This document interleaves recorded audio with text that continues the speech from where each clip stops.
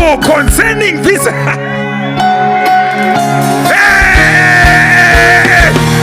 We shall hear you again. Let me give you a prophecy. We shall hear you again concerning this matter. I know you were married before. I know right now you said, I'm now just raising my children. But the Lord anointed me to prophesy to you. And he said I should tell you concerning marriage, we shall hear you again concerning this matter.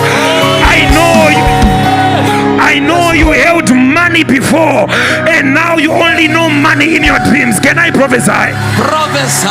Concerning the issue of money, we shall hear you again concerning this matter. I receive. The challenge you are avoiding is the challenge you are anointed for. Paul understood it, that behind every great opportunity there's great problems. In fact, he said a great and an effectual door is opened for me. Paul was writing saying that there is a door I see in front of me.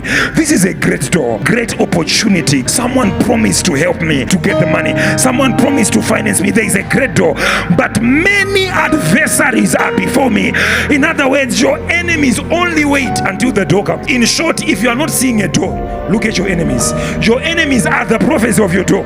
Remember, he said, you prepare a table before me in the presence of my enemies. Meaning, if you are not seeing the table, look at the enemies. The enemies are the confirmation that there is a table somewhere. It is the hand of God that delivers. Isaiah chapter 48 verse number 13. He said, my hand has laid the foundation of the earth, and my right hand has spread the heavens. When I call unto them, they stand up together.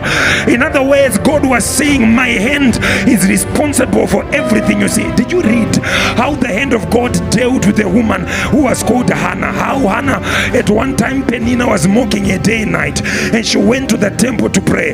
And the Bible says, and even the priest Eli said, woman, until when are you going to drink wine? And she said, I am not drunk. I have simply poured out my soul. Let me give you a prophecy. It's not over. I said concerning that situation that you were about to give up, it's not yet over. In Acts chapter number 17, Paul went to Greece to preach the gospel. But before he preached, he understood that the Greeks were the ones that had come up with philosophies. That's where philosophy came from Greece. That's where we get people like Aristotle. All those philosophers of old, they came from Greece. And then Paul said, men and brethren, when I was walking around, I saw that you are very religious people, because I saw an inscription written to an unknown God. I can't, because Paul could not tell them about Abraham, Isaac, and Jacob, because they were not Jews. So he started by relating with them from the level which they understood. Because Paul was a learned man, he actually said to them, I read in the books of one of your poets, he actually said, we are all sheep of his pasture. So the God who made heaven and earth does not dwell in man-made buildings, because in him we live, exist, and we have our being. Are you hearing me, child of God? And the Bible says, Paul said, you know, this God, and Paul, as he was preaching, they were saying, hey, this man is preaching something that we have never heard. And the men were excited until he opened his mouth and he said, you know, even the dead, they rise. And they said, what are you talking about? What are you talking about? Because of time, we shall hear you again about this matter. Can I prophesy to you, child of God? They say to Paul concerning this,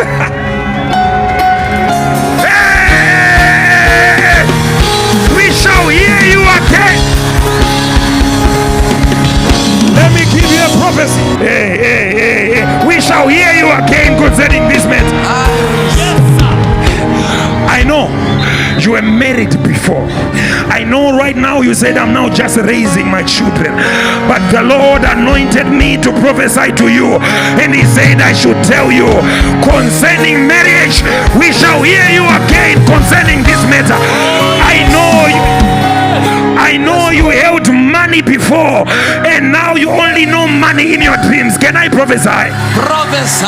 Concerning the issue of money, we shall hear you again concerning this matter. I receive. He says, when they heard of the resurrection of the dead, others said, we will hear again. Maybe they heard that you fell, but rejoice not over me, O my enemy. When I sit in darkness, the Lord is my light. The Lord shall raise me up again. Oh, yes. Concerning your glory, we shall hear you again. I receive. It's not over. When the Lord speaks, whoever speaks after God has spoken is a noise maker. Because who is it that says a thing and it comes to pass unless the Lord has spoken it? Have you not heard? Have you not seen? The everlasting God, the creator of the very ends of the earth, fainteth not as he weary. There is no searching of his understanding. The old man may faint, the young man may faint, but they that wait upon the Lord, he shall renew their strength. They shall mount up with wings as eagles. They shall run and not grow weary. It is your season to rise again. I receive. Kalamasaka bahaya.